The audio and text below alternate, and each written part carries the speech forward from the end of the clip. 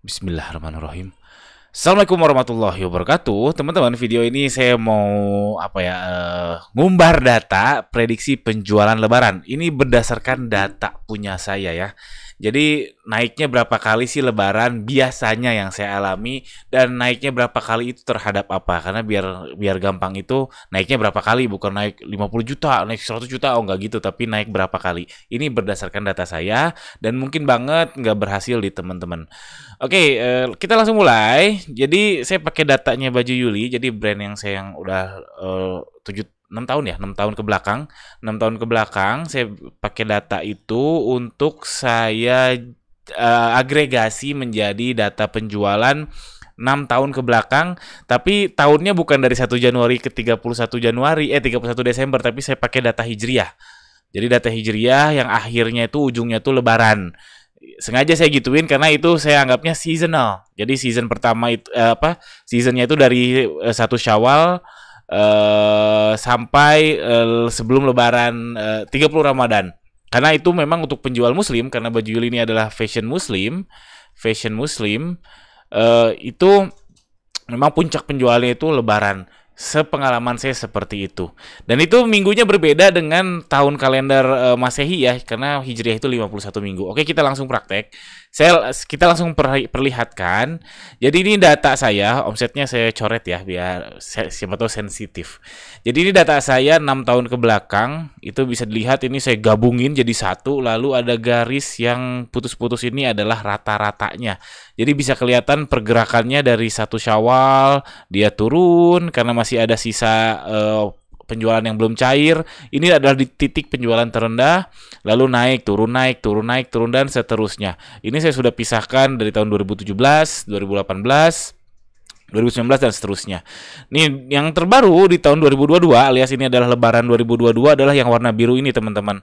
Nah, yang puncak ini adalah tanggal kembar. Ini dari 10-10, 11-11, 12-12. Nah, mungkin data teman-teman mungkin kurang lebih sama. Dan dari 12-12, maaf, ini 11-11. 11-11, iya 11-11, maaf. 11-11 itu puncak paling tinggi 99, 10-10, 11-11, ini 12-12.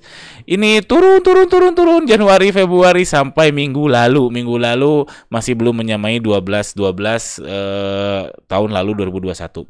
Ini menghadapi Lebaran 2022 masih ada sekitar sisa 9 sampai 10 minggu. Harapannya dia naik mengikuti si rata-rata ini. Ini di bawah rata-rata. Jadi kalau teman-teman mengalami penurunan penjualan dibanding tahun lalu atau 2 tahun lalu, sama saya juga. Cuman itu bukan membandingkan penjualan tahun lalu sama tahun ini, itu kadang nggak apple to apple ya. Saya sudah pernah bahas. Logikanya gini teman-teman. Kalau teman-teman ingat waktu zamannya hipnya batu akik ya, jualan batu akik yang cincin itu. Kalau misalkan Anda jualannya ketika lagi rame ya rame, tapi ketika lagi sepi ya nggak sepi. Itu masalah pasar. Jadi lebih penting itu adalah ceruk pasar alias kuenya. Jadi kalau memang permintaannya ada 100, Anda dapetin tahun lalu adalah dapat 50, dan tahun ini pasarnya ada 50 misalkan, dan Anda dapat pasar ya permintaannya 50 dan toko Anda dapatnya 30, ini artinya Anda naik sebetulnya karena ceruk pasarnya naik. 30 bagi 50 itu sekitar 60%, dan tahun lalu 50 bagi 100 50%. Ya mudah-mudahan paham. Silakan cek aja video saya yang lain tentang betul nggak sih kalau bukan betul, penjualan turun terhadap kompetitor itu seperti apa. Oke, kita lanjut. Jadi, baik lagi ke data ini. Ini data 6 tahun. Memang puncak penjualan saya itu di tahun 2019.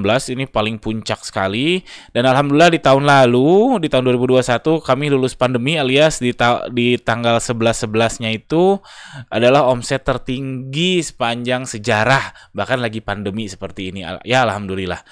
Nah, sayangnya 2022 Lebaran ini dia turun ke bawah rata-rata setelah Lebaran. Setelah 12-12, ya sedih sih, tapi ya patut disyukuri juga. Dan aslinya kalau saya membandingkan dengan kompetitor, justru penjualan saya naik. Artinya apa? Di pasarnya Baju Yuli, yaitu mayoritas adalah gamis anak, saya justru ceruk pasarnya naik ya, alhamdulillah. Dan harapannya tentu bisa ngejar si rata-rata ini, si yang garis putus-putus ini. Nah, saya udah agregasikan buat teman-teman. Jadi Datanya seperti ini, jika seandainya saya ambil bahwa tanggal 5 Maret itu minggu lalu adalah angka 1, rasionya 1, terus sampai lebaran. Jadi puncaknya omset masuk ya yang jualan di marketplace itu delay.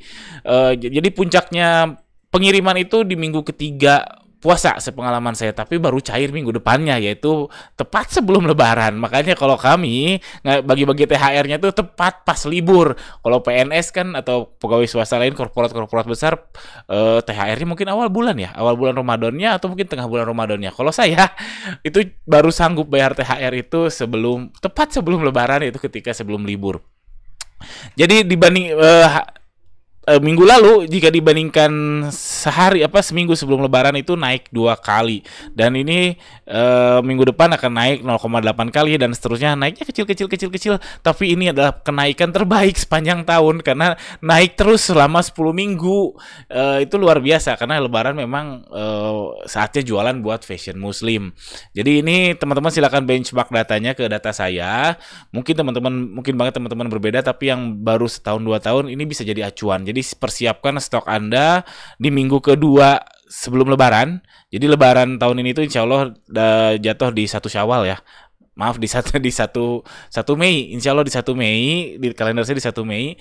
Itu di minggu kedua itu adalah puncaknya pengiriman. Persiapkan itu 2 kali lipat daripada minggu lalu. Persiapkan stoknya, persiapkan orangnya, admin balas chatnya, dan persiapkan gudangnya untuk ngirimnya. Jangan sampai banyak yang beli tapi nggak ngirimnya lambat, ya sayang sekali, jadinya cairnya uangnya lama.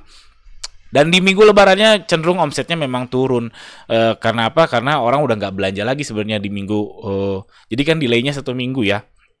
Jadi ketika seminggu sebelum lebaran itu sudah turun penjualan, dan minggu depannya ya lebih turun lagi. Turun pengiriman, jadi minggu depannya jelas turun penjualan karena omset masuk itu ketika dana cair ke kita. Hati-hati ya. Masih ada yang salah, omset itu adalah data seller center. Itu bukan omset, itu masih pihutang Shopee, pihutang Lazada, pihutang Tokopedia ke Anda, karena omset itu adalah uang masuk yang jadi cash in hand. Jadi kalau uang belum masuk itu belum omset. Jadi itu pembukuan asli itu seperti itu. Kalau di seller center itu untuk statistik, untuk analitik. Tapi kalau pembukuan asli yang di mana data ini adalah pembukuan asli kami, yaitu uang masuk ya, sekali lagi uang masuk ke rekening. Oke, itu aja data ini, mudah-mudahan tercerahkan atau mudah-mudahan mendapat insight menarik dari data saya ini. Kalau teman-teman mengalami hal yang berbeda, mungkin 3 kali terhadap minggu ke-9, 4 kali, 5 kali, boleh share di bawah. Atau justru ada yang malah flat, aduh itu sayang sekali, berarti ada something wrong untuk yang jualan fashion. Fashion elektronik saya yakin lebaran itu naik, tapi ketika teman-teman Anda nggak naik, berarti something wrong. Oke, sekian, jangan lupa subscribe, komentar silahkan, pertanyaan silahkan ditaruh di kolom komentar di bawah, seputar hal ini, seputar apapun juga boleh. Sekian, assalamualaikum warahmatullahi wabarakatuh.